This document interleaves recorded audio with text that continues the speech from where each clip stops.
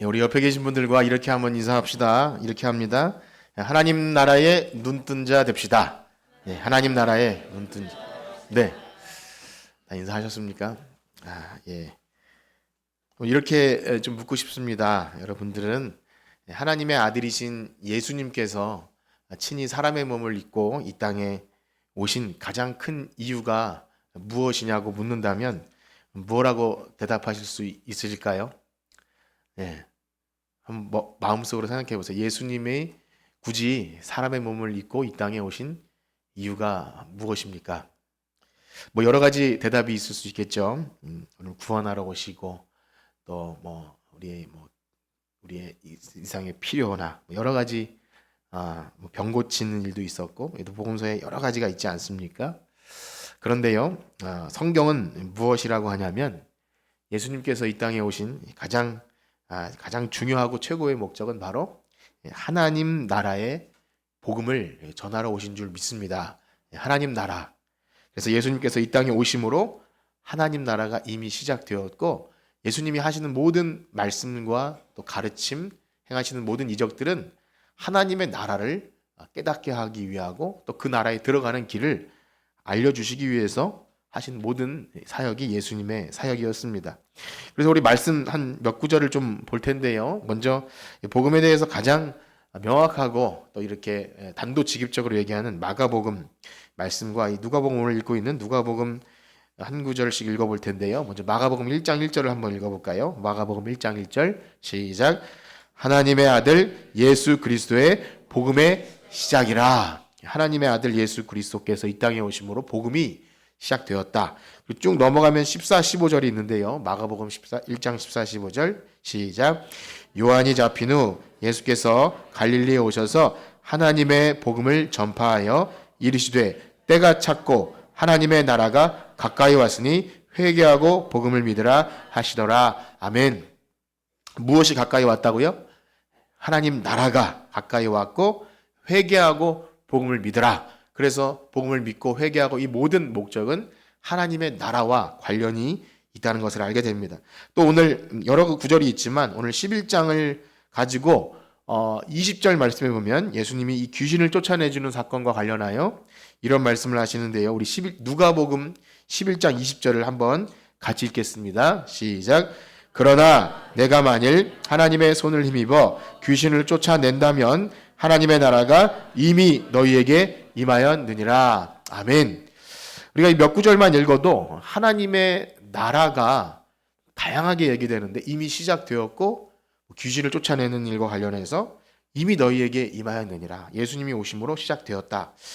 그래서 우리가 믿고 사랑하는 예수님, 우리가 예수님을 다 믿지 않습니까? 그러하시죠? 여러분 예수님, 우리 믿음의 주요 온전케 하신 예수님, 그 예수님이 이 땅에 오신 가장 핵심적인 이유는 바로 이 하나님 나라를 알려주기 위해 오신 거예요.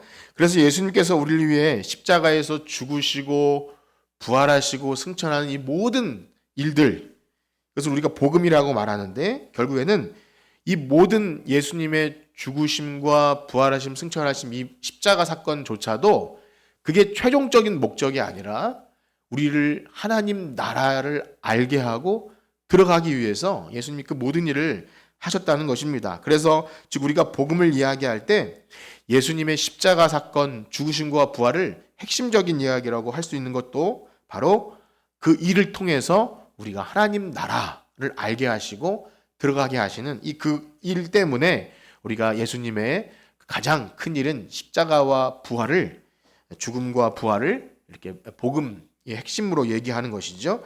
그렇다면 우리가 이제 이 기독교 복음을 듣고 이 교회에 나와서 기도도 하고 예배도 드리고 여러분 참 찬송도 잘하시고 기도 생활도 하고 또 여러 가지 봉사의 일도 하지 않습니까? 이 모든 일을 함에 있어서 우리가 하나님 나라를 빼놓고 이 모든 일을 설명할 수 있겠습니까? 없겠습니까? 없는 거예요. 하나님 나라를 모르거나 빼놓고는 우리가 하는 모든 신앙 행위에 있어서 이것을 설명할 수가 없어요.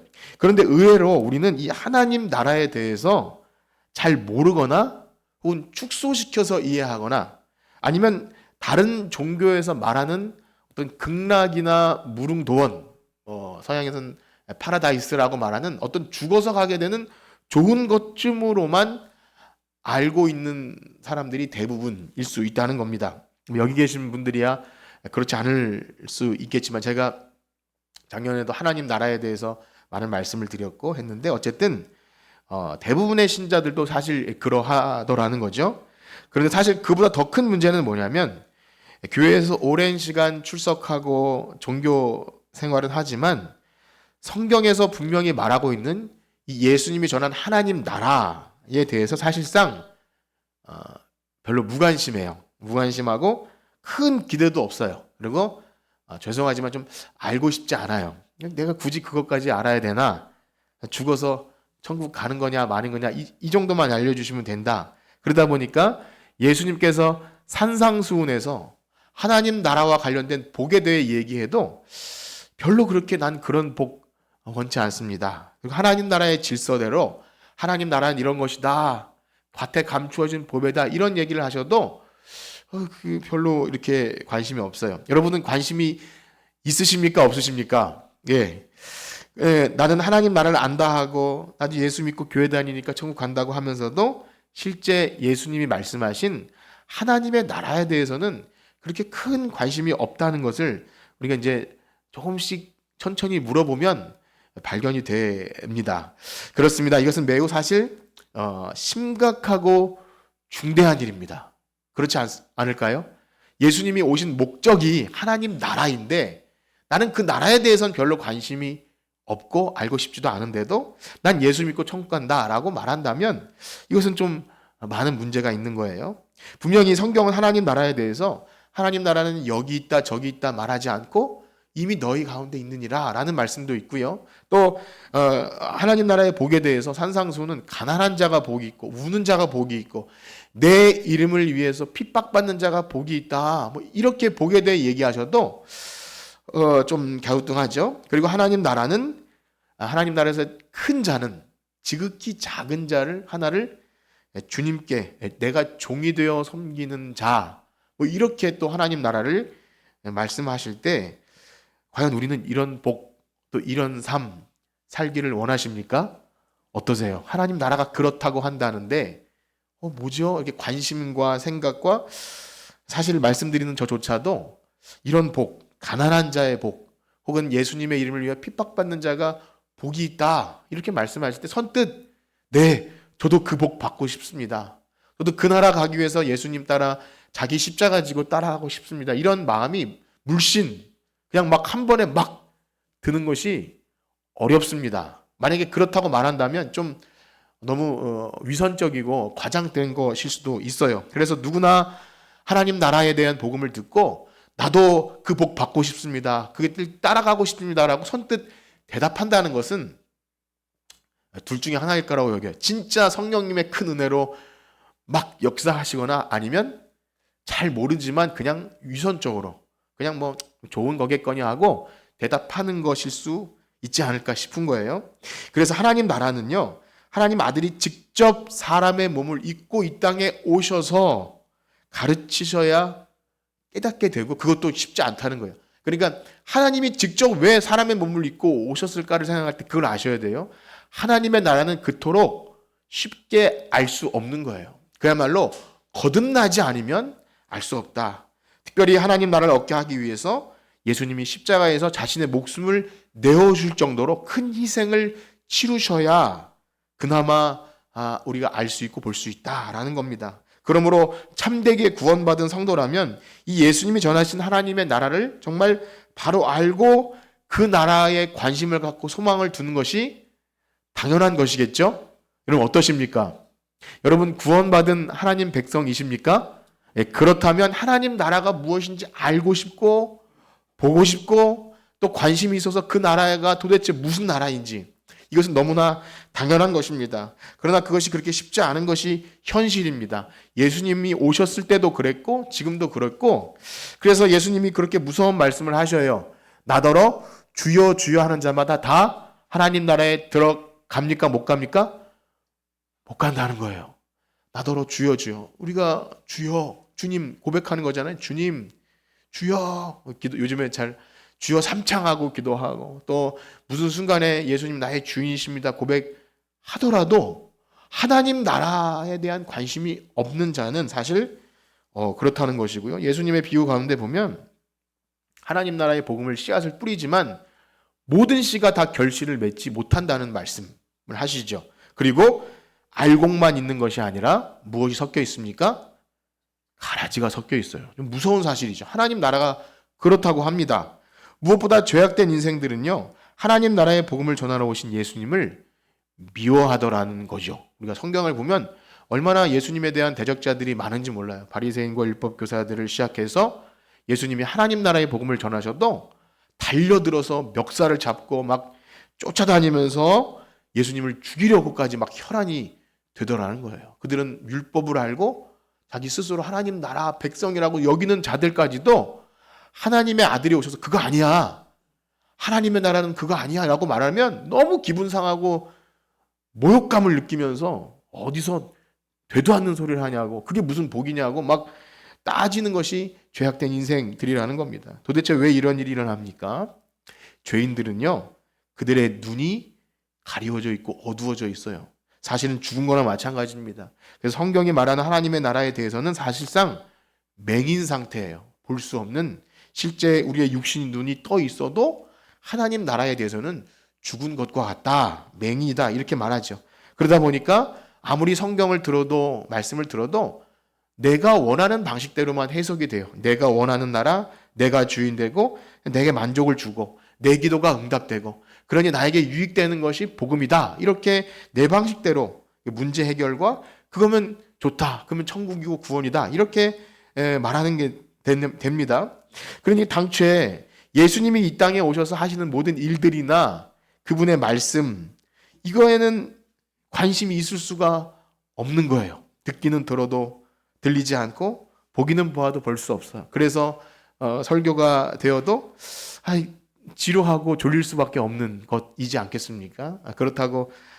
그래서 그렇다고 좀 말씀드리긴 좀 그렇지만 분명히 한국말인데도 그런 거예요. 그러니까 재밌는 얘기를 좀 해야 잠깐 이렇게 반짝 관심이 길었다가 하나님 나라, 또 구원, 또 이 우리의 어떤 죄사함을 위한 어떤 예수님이 하신 일들에 대해서 조금만 딱딱하게 얘기해도 우리는 이것이 어렵습니다. 그러니 사실 많은 사람들이 교회 다니고 복음을 안다고 하지만 하나님 나라에 대한 관심과 사랑과 소망함, 그 나라에 대한 그것이 없이는 사실상 가짜 믿음이고 가짜 구원이고 가짜 복음을 가지고 복음으로 여길 확률이 굉장히 높다는 것이죠. 이것은 제가 드리는 말씀이 아니라 성경이 그렇게 얘기합니다. 그러나 반대로 이 하나님 나라가 무엇인지 여러분들이 듣고 막 마음에 관심이 생겼고 그 나라가 너무 좋다, 알고 싶고 예수님이 그렇게 사람의 몸을 입고 오셔서 가르친 나라인데 나도 그 복을 알고 싶습니다. 지금 당장은 내가 잘 모르고 좀 이해하기가 어려워도 그거 좀 알고 싶습니다. 내게도 주소서 하는 그 마음이 있는, 소망함이 있는 분이라면 그들은 우리 예수님이 하신 말씀, 믿음의 주요 온전케 하신 예수님이 우리에게 하시는 그 말씀, 하나님 나라에 대한 그것 알고 싶고 예수님을 더 사랑하게 될 줄 믿습니다. 여러분 정말 다 그렇게 되기를 축복합니다. 우리가 성경을 알고 예수님에 대해 들을 때 그것 말고 다른 얘기, 좀 나에게 효과적인 얘기 이렇게 구하는 것은요, 실제로 진리보다 떡만 먹고 돌아가는 것이라 예수님 말씀하셔요. 그분이 나와 같은 하나님 나라에 들어갈 자격조차 없는 이 비참한 죄인을 위해서 이 땅에 오셔서 하나님 나라를 알려주시고 우리를 들어가게 하기 위해서 죄의 문제를 해결하기 위해 그 모진 희생과 자기의 핏값을 다 드린 이 사실 앞에 우리는 정말 까무러치게 놀라고, 우리가 예배의 말씀을 들을 때 찬송을 할 때 몸이 건조할 수가 없는 거예요. 이 하나님 나라가 그래서 핵심적입니다. 그러니 우리가 이 하나님 나라를 잘 알아야 하겠습니까? 몰라도 되겠습니까? 알아야 합니다. 옆에 계신 분과 인사합시다. 하나님 나라를 잘 알아갑시다.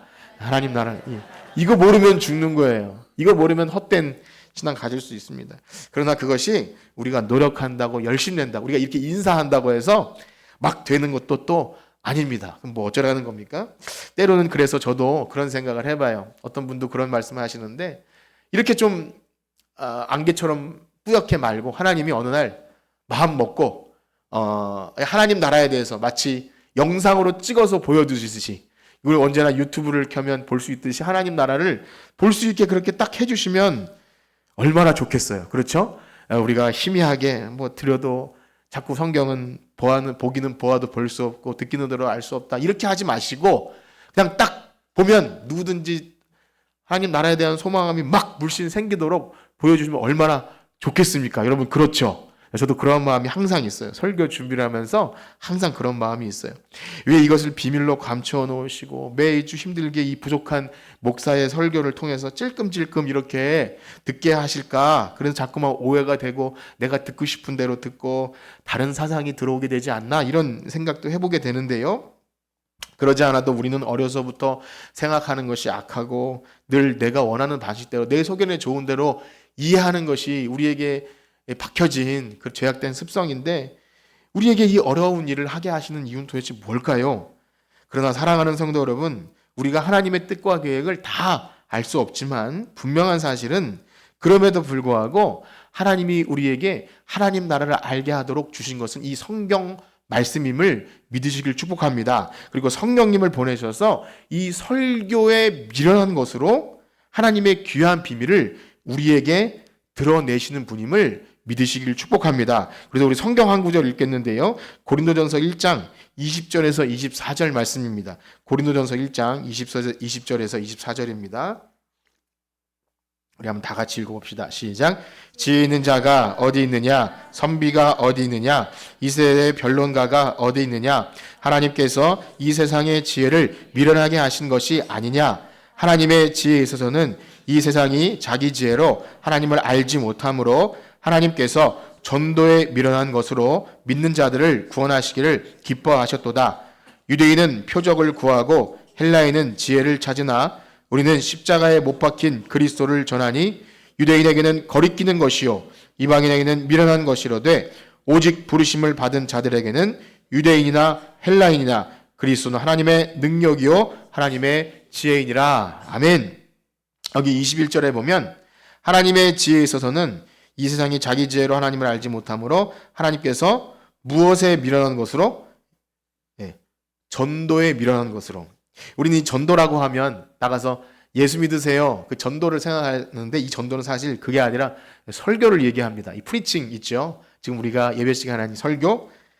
이 미련해 보이는 십자가의 도, 하나님 나라의 비밀을 우리의 지혜와 언변과 변증을 잘해서가 아니라 예수님께서 이 땅에 오셔서 행하신 일, 그분이 가르치신 말씀, 예수님께서 제자들에게 이것이다, 이것이 하나님 나라다 이렇게 말씀하신 것을 우리가 다 알 수 없어도 이것을 말하고 듣고 성령님 깨닫게 해주세요 이렇게 간구할 때 하나님께서 그 일을 행하신다는 것입니다. 그러므로 사랑하는 성도 여러분, 예배에서 설교는요 너무 중요한 것입니다. 여러분들이 정말 하나님 나라를 알기 원하는 마음으로 이 예배 시간에 선포되는 설교를 기대와 소망을 가지고 성령님의 도우심을 간구하면서 들을 때 이 놀라운 하나님의 나라의 비밀을 깨닫고 또 소망하게 되는 놀라운 거듭남의 복이 여러분들이 있게 될 줄 믿습니다. 제가 꽤 긴 시간 동안 어떻게 보면 설교를 잘 들으라는 어떤 서론적인 이야기를 한 것으로 여겨지기도 할 수도 있을 것 같아요.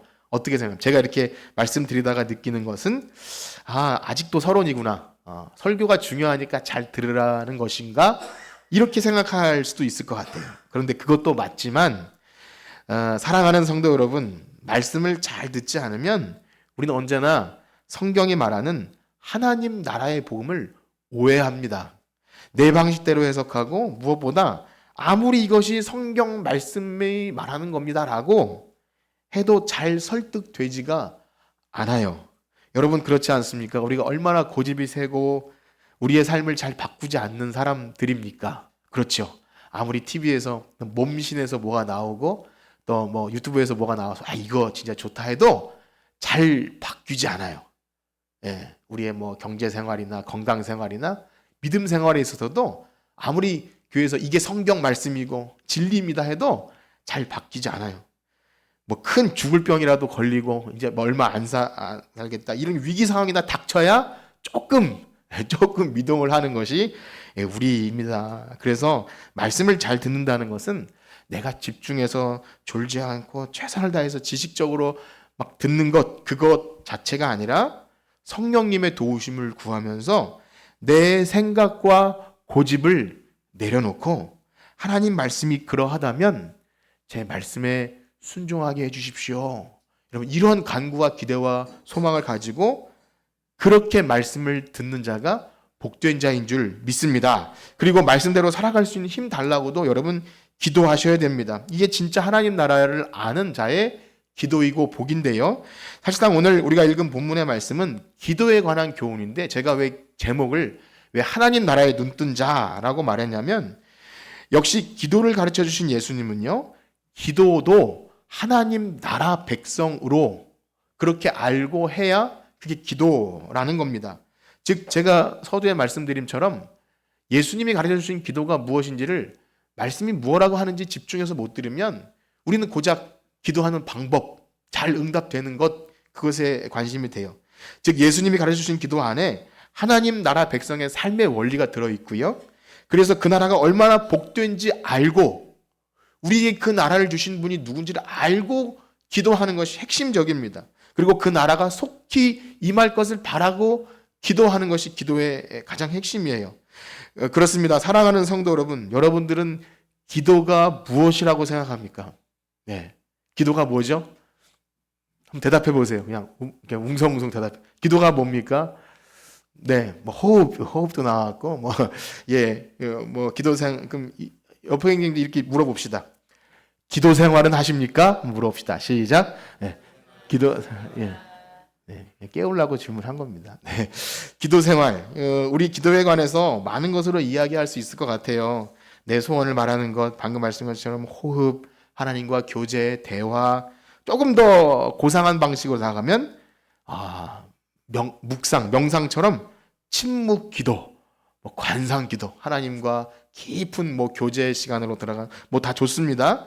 또 어떤 분들에게는 기도가 내가 믿음이 이렇게 좋고 신앙생활 잘하는 어떤 것을 증명해 주는 것처럼 말하기도 하더라는 거죠. 내가 하루에 몇 시간을 기도하고 내가 40일 금식 기도를 하고 또 새벽 예배도 빠지지 않고 등등 여러 가지 기도를 그러한 내 신앙생활을 대표할 수 있는 조건처럼 말하기도 합니다. 뭐 다 좋습니다. 그래서 교회에서 설교 시간에 오늘 설교의 주제가 기도라 한다면 오늘 기도를 어떻게 해야 되며 어떻게 해야 응답을 잘 받고 또 어떻게 한 기도는 또 듣지 않으시고 뭐 이런 것들에 대해 듣는 것이 이 방법적인 것을 기도로 우리는 여기기 쉽습니다. 여러분 그렇지 않은가요? 어떻게 하면 이 목사님이 기도를 잘하는 방법, 응답 잘 되는 것 가르쳐주면 그날 그거 하나 얻고 돌아가도 대박인 거죠.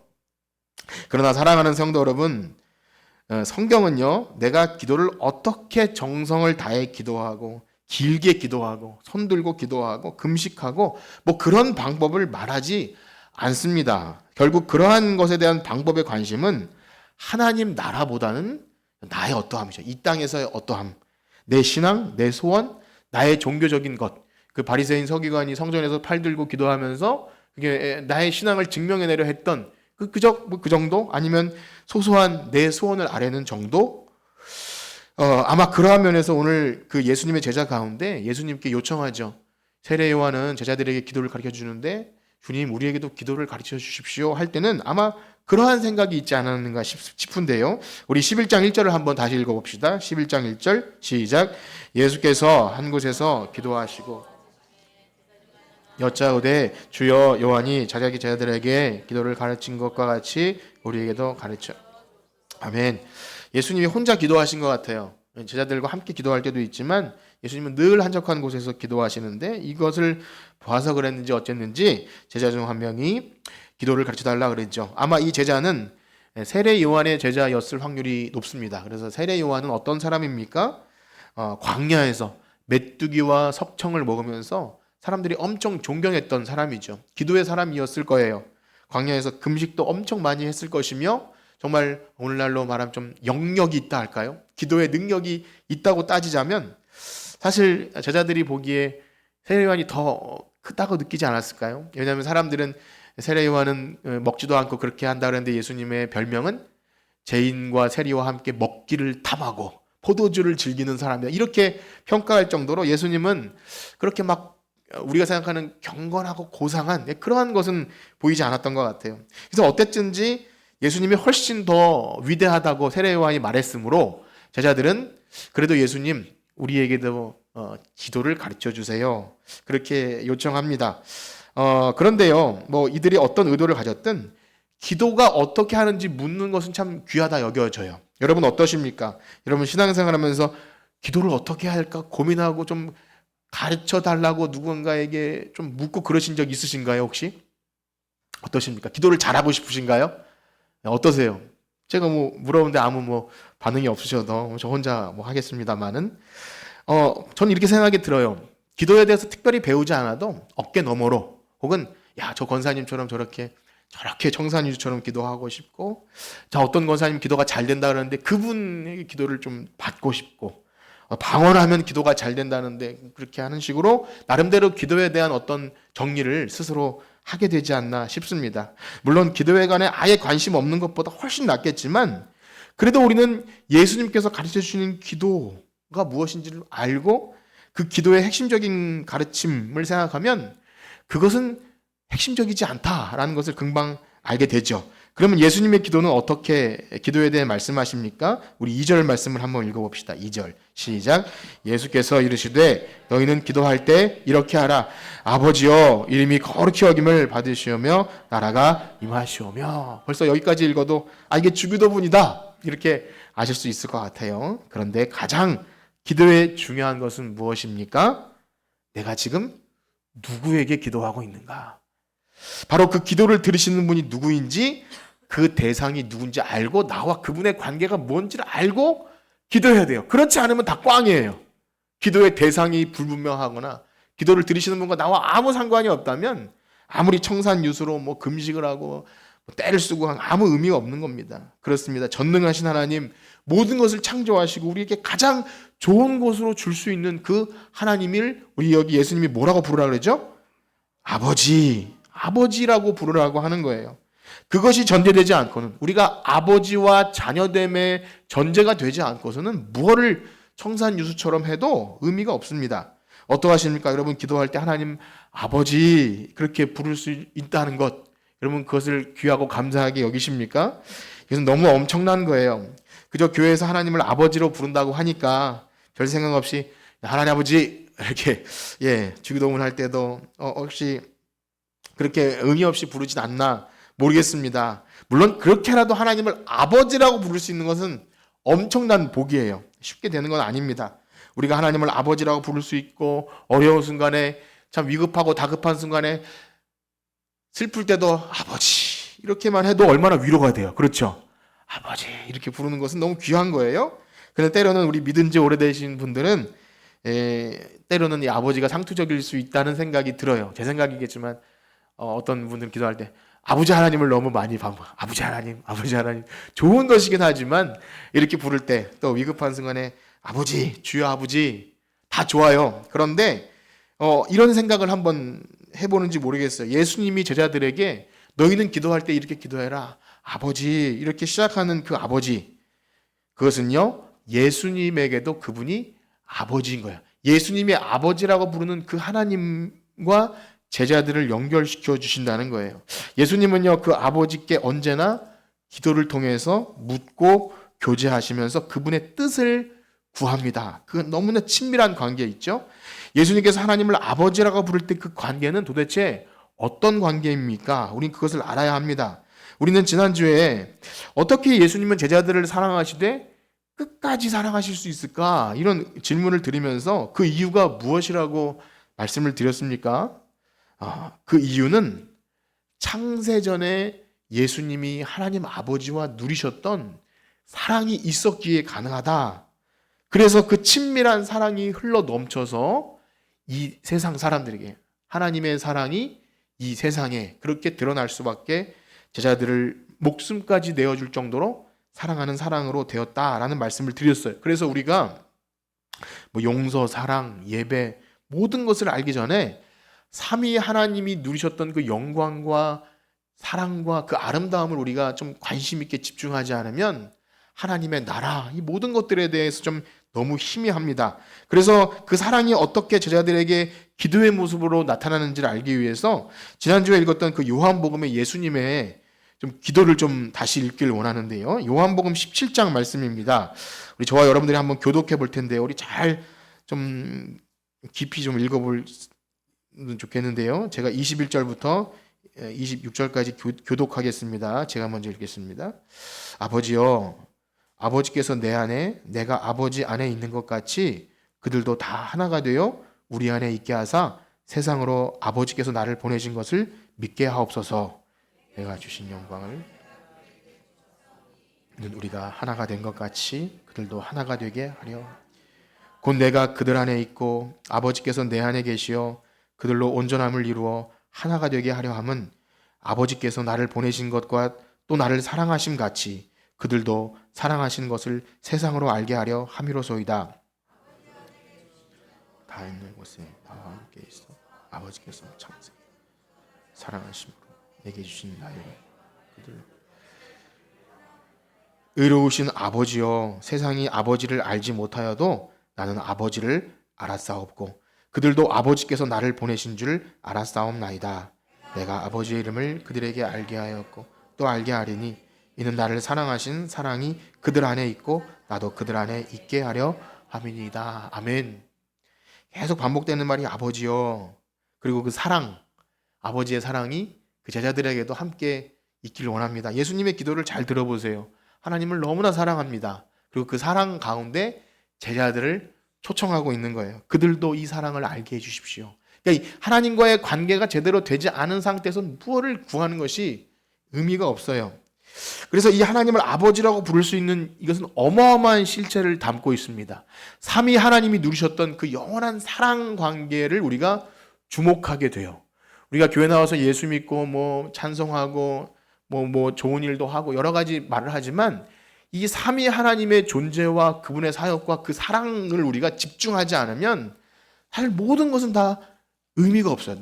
나에게 어떤 초점이 맞춰져요. 그러나 이 모든 것의 출발은 하나님 아버지의 사랑인 줄 믿습니다. 그래서 예수님께서 창세전부터 아버지께로부터 받은 사랑이 그것이 흘러 넘쳐서 우리에게도 부어져서 그 사랑 가운데 우리를 초청하시는 거예요. 우리의 구원은 그렇게 이해하셔야 됩니다. 하나님 나라를 이해하고 하나님의 사랑을 얘기할 때 이 아버지와 아들의 사랑을 우리가 잘 좀 묵상하고 이해할 수 없다면 우리는 다 피상적이 될 수밖에 없어요. 그래서 그 사랑이 우리에게 어떻게 나타났습니까? 하나님을 아버지로 부를 수 없었던 우리들에게 우리를 하나님 아버지로 부를 수 있도록 예수님께서 자기 육체를 십자가에 내어 드리시면서까지 우리에게 그 사랑을 확증해 주신 거예요. 그 사랑은 어마어마한 겁니다. 우리가 하나님을 아버지로 부를 수 없는 존재예요. 그러나 하나님을 아버지로 부를 수 있도록 그 사랑이 우리에게 죽음으로 나타나신 겁니다. 그래서 예수님이 가르쳐주신 기도는요, 예수님과 아버지 하나님이 누리셨던 그 삼위 하나님의 사랑 관계 안에 우리를 초청해 주시는 거예요. 너무 어렵죠, 이 표현이. 기도가 그렇대요. 하나님 아버지와 아들의 사랑 관계 안으로 우리를 불러주시는 거예요. 그러니까 우리가 하나님 아버지라고 부를 때는 그냥 내 소원을 이루기 위한 어떤 주문이 아닌 거예요. 그 하나님 나라와 아버지 하나님과의 사랑에 우리가 조금이라도 눈을 뜨면 이거 엄청난 역사가 일어납니다. 정말 놀라운 거예요. 예수님은 우리에게 그러한 기도가 가능할 수 있도록 자신의 육체를 찢으심으로 하나님과 우리 사이에 깨어졌던 관계를 회복시키셔요. 이게 구원인 거예요. 이제 우리가 죄가 들어오기 전에 아담과 하나님이 동산을 거닐면서 누리셨던 그 사랑이 무엇인지 알고 우리에게 하나님 숨김없이 그 죄가 들어올 때 숨기잖아요. 나무 뒤에 숨어서 우리가 위선적인 것으로 내가 내 욕구를 감추고 위선적으로 하나님께 구하는 방식이 아니라 우리의 연약함과 부족함을 그대로 아뢰도 하나님이 너무 잘 아시기 때문에 그냥 우리에게 채워주시는 그 사랑. 그래서 그 회복된 관계 안에서 하나님의 뜻을 알고, 여기 예수님 말씀대로 하나님을 알고, 이것은 그냥 지식적으로 아는 게 아니잖아요. 하나님이 내 안에, 내가 그 안에 그 뜻대로 살아가는 것이 복이다. 하나님의 말씀대로 살아가는 것이 복이구나. 이 영광 돌리는 것. 그래서 내가 그 하나님께 영광 돌리는 것이 창조의 목적인 줄 알고 구할 때 그 그 기도가 그렇게 연결이 돼요. 나라가 임하시오며 그 이름이 영광 돌리기 원합니다. 우리 2절 말씀을 다시 한번 볼까요? 11장 2절 시작. 예수께서 이르시되 너희는 기도할 때 이렇게 하라. 받으시오며 나라가 할렐루야. 예, 우리가 이것을 알고 이 기도를 하면 엄청난 겁니다. 우리가 이 어마어마한 실체를 알고 예수님이 가르쳐 주신 기도를 한다면 그건 주문이 아니라 정말 하나님 나라가 열리는 거예요. 야, 그렇구나. 우리를 하나님의 이 특별한 관계로 부르셨구나. 그냥 아버지를 주문으로 부르는 것이 아니라 예수님이 회복시켜주지 않으면 아버지로 부를 수 없고, 그래서 우리가 하나님을 아버지라고 부를 때는 이 간절한 기대와 소망까지 담는 거예요. 말씀드린 대로 이미 예수님께서 이 땅에 오셨지만 우리는 이 기도대로 완전히 될 수가 없습니다. 간절한 기대와 소망을 담아서 하나님 지금은 부족하지만 그 아버지와 아들의 관계를 알고 싶고 나라가 이 땅에 임한다면 저는 부족함이 없습니다. 그렇게 고백하게 돼요. 그렇기 때문에 기도의 가장 처음 시작에 우리의 기도의 대상인 아버지를 부르는 것은 이 어마어마한 사실입니다. 그리고 우리가 다른 어떤 것을 구하지 않고 먼저 하나님 아버지의 이름의 영광과 그 나라를 구하는 것은 절대 기도의 미사 여구가 아니에요. 이거 먼저 구하고 내 거 구하라 했으니까 알겠습니다. 나라와 영광 먼저 구하고 내 거 구하겠습니다. 이게 아닌 거예요. 앞에 것이 해결이 안 되면 뒤에 것이 아무 의미가 없다는 겁니다. 그러면 기도에 관해서 오해하게 돼요. 그러나 앞에 것이 해결되잖아요. 기도의 모든 것이 오해가 풀려요. 그렇습니다. 하나님 아버지, 우리를 사랑하셔서 가장 좋은 것으로 주시는 분을 안다면 우리가 이 땅에서 크고 좋은 것, 내가 원하는 내 욕구대로 구하는 것, 그것이 아니라 하나님이 가장 주시기 좋은 것, 하나님이 나에게 가장 좋은 것으로 채워주시는 것을 알 때 그에게 이미 하나님 나라가 시작된 줄 믿습니다. 이것이 회복된 하나님 나라 백성인 거예요. 그래서 그 다음 구절 한번 읽어볼까요? 3절과 4절 시작. 우리에게 날마다 일용할 양식을 주시옵고 우리가 우리에게 죄 지은 모든 사람을 우리 죄도 사하여 주시옵고 우리를 시험에 들게 하지 마시옵소서 하라. 우리가 일용할 양식을 구하면 궁색하게 느껴지는데 그것이 아닙니다. 기도를 좀 하려면 많이 구하고 넉넉히 부어달라고 기도하지 뭘 이렇게 쪼잔하게 일용할 양식을 구하나 싶지만 이 일용할 양식을 위한 기도는요, 먹는 문제를 넘어서서 하루라도 하나님 은혜가 없이는 살아갈 수 없다는 고백인 거죠. 우리를 사랑하신 하나님만 의지하고 우리의 신뢰의 대상인 아버지만 구하는 거예요. 매일 아침마다 새롭게 아침 밥상을 차려주는 아빠처럼 그렇게 하나님 아버지께서 은혜를 공급해 주지 않으면 살 수 없다는 간절한 기대와 소망과 오직 하나님의 은혜만 구하는 것이 일용할 양식을 위한 기도인 것이죠. 죄 용서와 죄 사함은 무엇입니까? 우리가 누구의 죄를 용서해 주면 내 죄를 용서받는다 이런 조건이 아니라 이미 하나님 나라는 죄와 사망 권세가 해결된 나라이기 때문에 우리 하나님 나라의 백성은 누군가를 용서해 주고 선을 행한다면 그것은 우리에게서 나는 것이 아니라 우리를 위해 먼저 목숨값을 치러주신 예수님의 사랑이 우리 안에 있기에 우리가 그 하나님 나라 백성으로 용서와 사랑이 있게 되는 줄 믿습니다. 그러므로 이러한 기도는요, 우린 이 땅에서 온전히 다 이룰 수는 없습니다. 안타깝지만 없어요. 그러나 그리스도께서 이 땅에 오심으로 이미 시작된 줄 믿습니다. 그래서 그 나라를 바라고 소원한다면 이 기도를 하면서 이미 시작되었고 또 앞으로 계속 이 기도대로 하나님 나라 백성이 된다는 소원을 갖고 아버지를 부르고 또 이 땅에서 우리가 이 인간관계, 회복된 하나님 나라는 하나님과의 관계 회복과 인간의 관계 회복이 있는 거예요. 이것은 그냥 우리가 열심히 뭘 함으로 되는 게 아니라 먼저 우리를 위해서 사랑을 베푸신 하나님 아버지를 알고 그 사랑 관계를 깨달아야 되는 겁니다. 이것은 엄청난 사실이죠. 거듭남이 없이는 알 수 없어요. 그래서 이 주기도문을 이해하고 기도한다는 것은요, 그야말로 거듭난 백성이죠. 하나님 나라를 보게 된 거듭난 자들. 그래서 우리가 예수님이 가르쳐주신 기도를 생각할 때 단순히 이렇게 기도하면 응답 잘 되더라, 그러한 방법을 가르쳐 주신 것이 아니라 하나님 나라가 이미 임한 자들은 하나님과 어떻게 관계를 맺고 살아가며 사람들과 어떤 관계를 맺고 살아가는구나, 이것을 알고 그것을 구하는 거예요. 하나님의 통치, 하나님께서 우리를 다스림을 바라는 천국 백성들의 기도입니다. 그러므로 사랑하는 성도 여러분, 우리 기독교의 기도가 이 어마어마한 실체를 담고 있다는 사실을 여러분 아십니까? 이걸 우리가 알고 기도한다면 진짜 그는 거듭난 자인 거죠.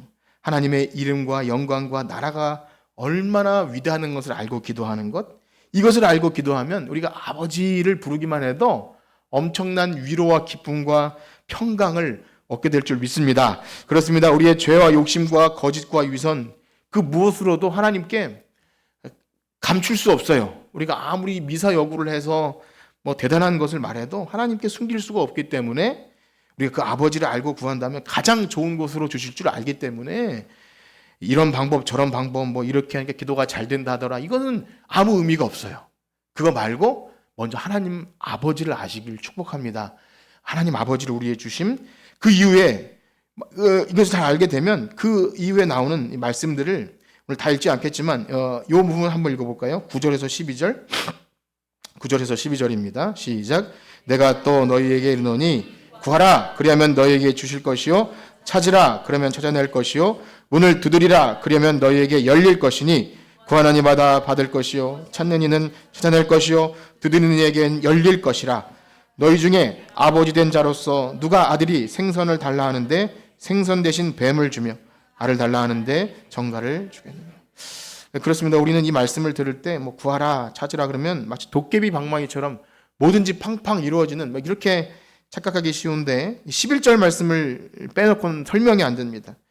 아버지 된 자로서 누가 아들이 생선을 달라는데 생선을, 가장 좋은 것을 주시는 아버지 하나님을 전제로 구하게 된 거죠. 즉 하나님 나라의 백성이 하나님과의 회복된 관계 안에서 이것을 구할 때 간절한 기대와 소망은 전혀 하나님께서 기뻐하지 않는 것을 구할 수조차 없는 하나님의 이름과 영광과 그 나라를 위한 간구가 됩니다. 그리고 그렇게 구하는 자에게 하나님께서 가장 좋은 곳으로 주실 줄 믿습니다. 여러분, 사랑하는 성도 여러분, 하나님의 가장 좋은 기도의 응답은 무엇입니까? 하나님이 우리에게 어떻게 기도 응답을 주시기를 여러분 가장 원하고 소망하세요? 이것을 안다면 하나님 나라의 눈뜬 자예요. 우리 한번 13절 읽어볼까요? 13절. 13절입니다. 시작. 너희가 악할지라도